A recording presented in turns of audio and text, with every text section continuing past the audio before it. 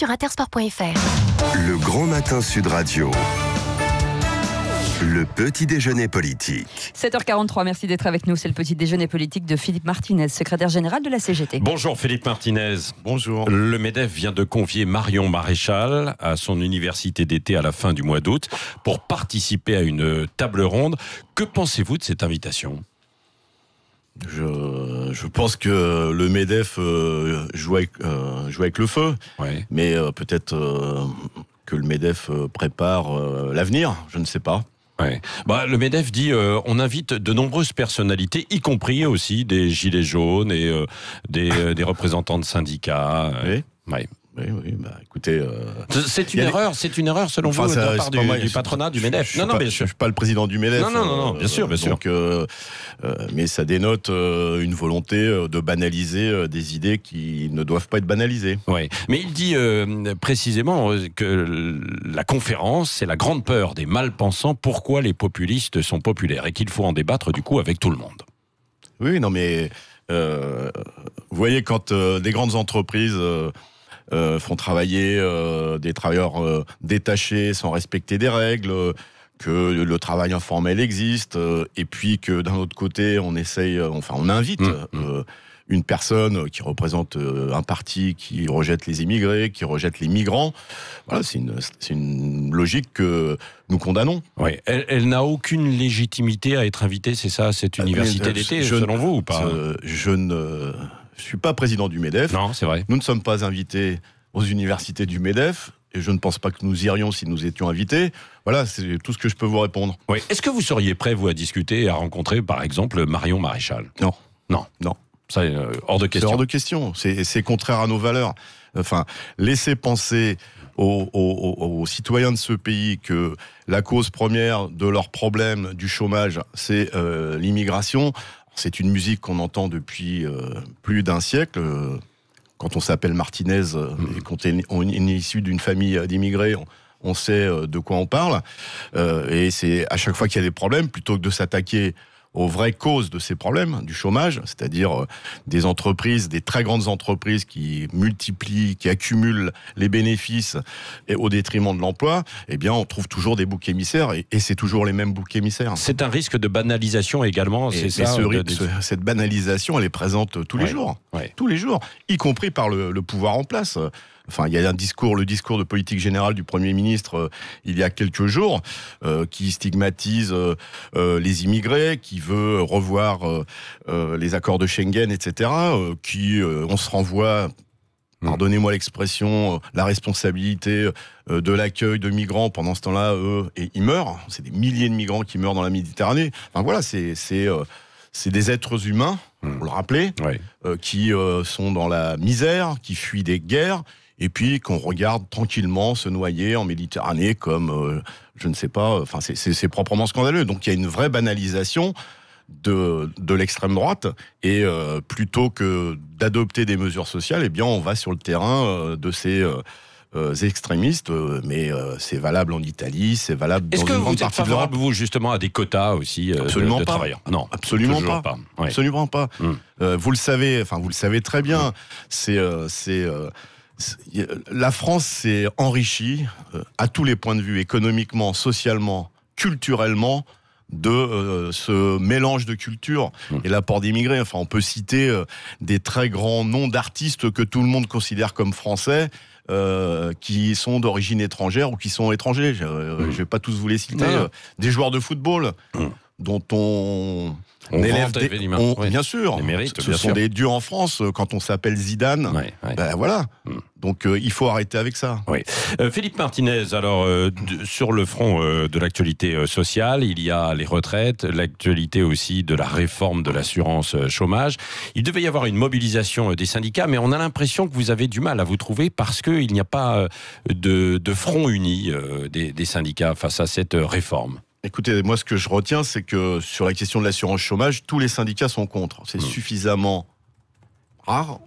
On l'a vu en d'autres occasions pour montrer la nocivité de ce... Oui, mais des manifestations en ordre dispersé, non ? Tous les syndicats sont contre. C'est suffisamment rare pour montrer que cette réforme, cette loi, à venir est mauvaise, parce qu'on culpabilise les chômeurs, une fois de plus. C'est la politique de la division. Il y a toujours le privilégié de l'autre. Enfin, celui qui n'a pas grand-chose est privilégié par rapport à celui qui n'a rien du tout.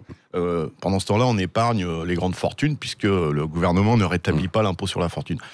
Maintenant, il faut travailler pour que cette colère et cette contestation, y compris des syndicats, se transforme en quelque chose qui unifie le monde du travail, pour dire cette politique-là, il faut la changer. Oui, Philippe Martinez, jusqu'à présent, vous n'arrivez pas à mobiliser contre ces réformes. Non, mais je sais pas moi, sur des rassemblements, sur des actions, etc. On mobilise.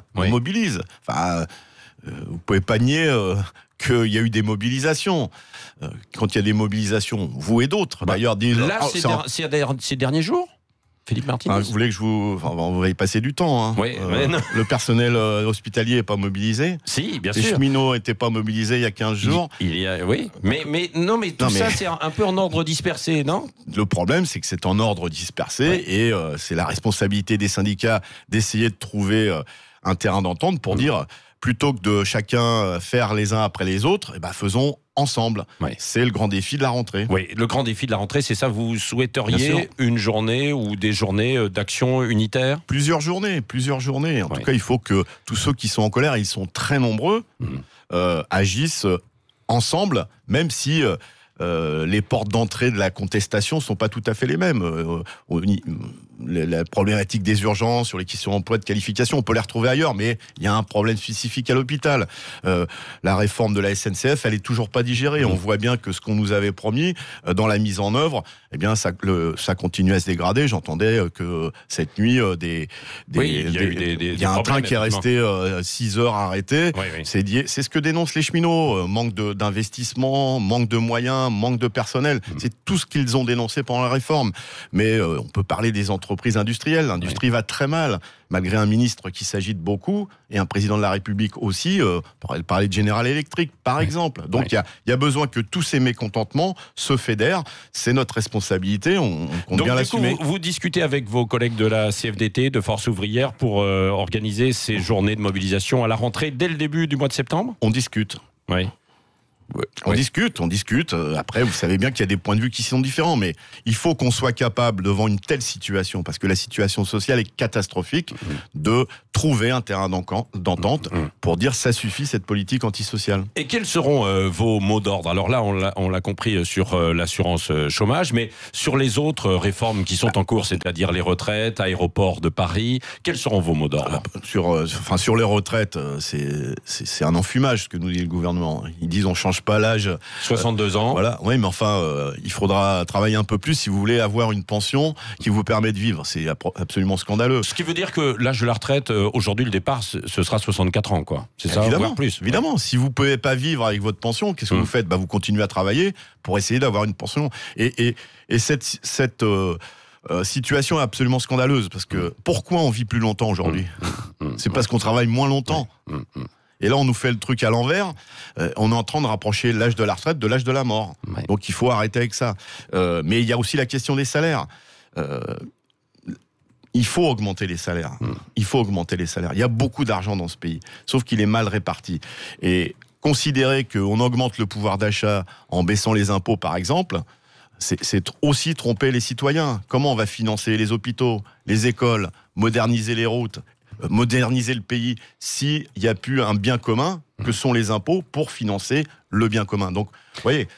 Donc, ce qui veut dire que vous avez quand même plusieurs motifs d'inquiétude et de mobilisation pour la rentrée. Ce ne sera pas uniquement l'assurance chômage, mais ce seront les retraites, il y a la question... Même si, évidemment, il y a du report à annoncer du côté du gouvernement, parce qu'il y a des municipales qui arrivent, il y a des élections. Oui, ça, j'ai remarqué que c'était une réforme très importante, indispensable pour le pays, mais les petites magouilles politiciennes et l'enjeu des élections... écoutez, soit on dit cette réforme est indispensable et donc il faut la faire d'urgence, soit on réfléchit politiquement et on se dit oh là là, avant les municipales c'est peut-être pas bien, donc on va attendre. Vous voyez bien que on est encore dans un système où l'intérêt des citoyens passe après les intérêts politicien. Oui. Cet été, Philippe Martinez, du côté de la CGT, vous allez être mobilisé auprès des urgentistes et des pompiers qui ont démarré un mouvement aussi. Mais on est mobilisé auprès de tout le monde. Enfin, même si les militants de la CGT, comme les autres, vont prendre un petit peu de vacances, on va aller au contact. Il faut évidemment faire signer la pétition sur Aéroport de Paris, qui est le symbole de la lutte contre les privatisations. On se mobilise contre l'arrêt du train Perpignan-Rungis. Vous savez, ce train qui, tous les jours, amène des produits frais en région parisienne, qu'on veut supprimer, qui vont mettre 25 000 camions de plus tous les ans sur les routes. Vous voyez, la politique... Oui, on a beaucoup parlé, évidemment, sur radio. La politique environnementale du gouvernement, il faut des actes concrets. Sur l'aéroport de Paris, vous vous associez aux différentes pétitions qui ont été lancées. Il n'y en a qu'une. Oui, non, bien sûr. Vous savez, ça fait 2 ans. Ça fait 2 ans que la CGT ADP, à l'aéroport de Paris, se bat. Il y a eu une consultation des salariés, donc on est plutôt satisfait qu'aujourd'hui, il y a un relais politique qui permet de signer, alors avec beaucoup de difficultés, je crois que vous avez fait des essais ici, beaucoup de difficultés, parce que c'est très compliqué. Ça fonctionne un petit peu mieux depuis quelques jours, mais il faut atteindre les 4,7 millions de signatures. Oui, mais il faut pouvoir voter, quoi. Donc vous lancez une campagne, vous Elle est partie depuis un petit moment, je vous dis, ça fait 2 ans qu'on se bat contre ça. Oui, bien sûr. Et demain, samedi, alors vous allez être présent à la marche des fiertés. Oui, comme l'année dernière. Comme l'année dernière, c'est ça. Pour vous associer à ce mouvement. C'est dans les gènes de la CGT de considérer qu'on ne doit pas être discriminé, on ne doit pas être montré du doigt, on ne doit pas être stigmatisé pour son opinion, ses orientations sexuelles. Et donc, oui, on est un syndicat qui prône la liberté et on ne doit pas être pénalisé, je le répète, pour ce... Donc, il y a un camion CGT régulièrement et je participe depuis l'année dernière. Oui, Philippe Martinez, il y a la canicule en ce moment, il fait chaud aussi pour les travailleurs sur l'ensemble en fait, des chantiers et pas seulement, dans les écoles, on l'a vu. Est-ce que le gouvernement est à la hauteur ou il en fait peut-être même un peu trop dans les déclarations ?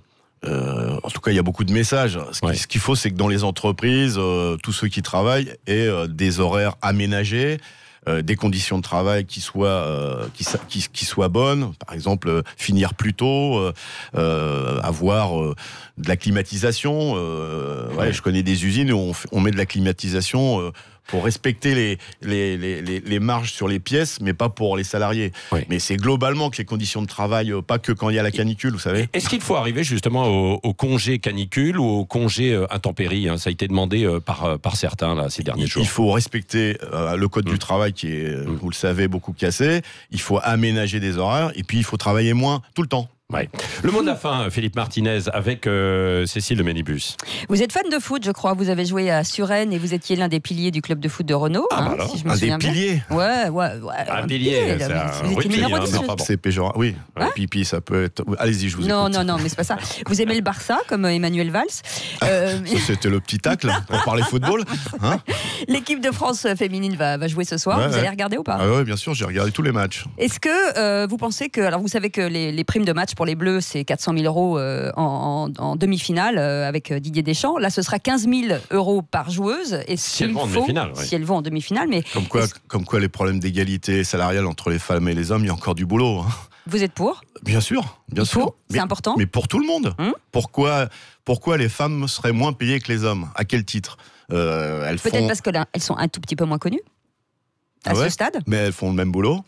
Non, mais c'est une question. Elles font le même boulot. Donc, quand on fait le même boulot, on est payé pareil. Et c'est pas que pour les footballeuses. Parce que s'il y a des écarts de salaire très importants, ça peut aller jusqu'à 20-25% dans un certain nombre de domaines. Dans les médias, par exemple, j'ai cru comprendre qu'il y avait aussi des problèmes. Comme ça. parce que vous êtes en face de moi. Et donc, l'égalité, c'est à tous les niveaux. Pronostic ce soir ? Que la France gagne 2-1. 2-1 malgré que les États-Unis, c'est une très grande équipe. Et on va faire des jongles dans le couloir. Par contre, il y a beaucoup de moyens pour l'équipe féminine des États-Unis. Vous l'avez noté, beaucoup plus que pour la France. Oui, ne regardez pas comme ça, j'ai l'impression que vous allez me mordre. Un concours de jonglage, Cécile de Ménébus, je vais le ridiculiser, Philippe Martinez. Parce qu'elle est très bonne en football. Et je n'en doute pas. Un invité surprise pour vous. Salut Fifi, c'est ton président. Jupiter de moi-même. Lors de nos discussions, j'ai parfois l'impression que nous sommes deux extraterrestres qui ne vivent pas sur la même planète. Alors si un film de science-fiction devait résumer le mieux notre relation, quel serait-il ? L'Empire CGT contre-attaque, En Marche attaque ou E.T. comme énorme traître ? Iti comme énorme traître pour Macron. D'accord. On attend le numéro 2 alors, la sortie du métro. Ah, on y est dans le acte 2, me semble-t-il. Ok.